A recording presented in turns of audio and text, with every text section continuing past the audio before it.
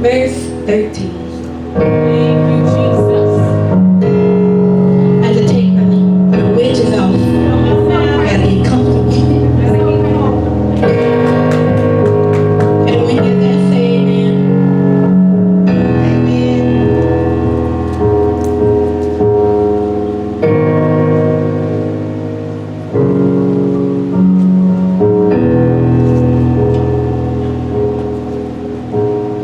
And it says, be on guard, stand firm in the faith, be courageous, be strong. Hey.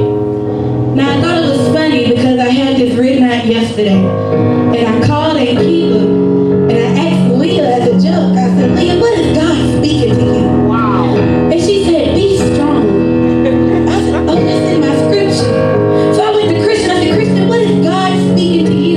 He said, to be brave. And then for those of you that don't know, brave is a synonym for courageous. So I was like, out of the mouth of babes. So they was on point with me, and that was confirmation for me.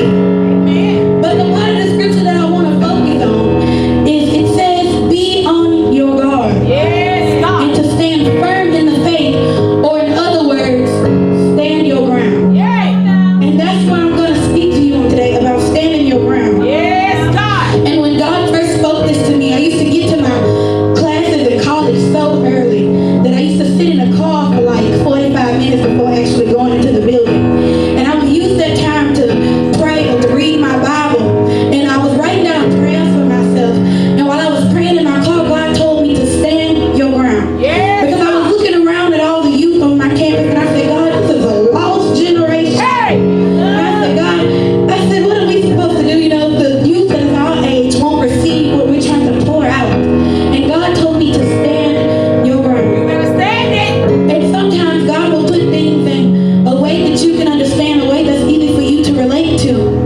And so I was like, well, God, I need a way to be able to explain this to the people from the way that I see it. And it was so funny because he gave me like this game that we used to play in middle school called Red Rover. Hey.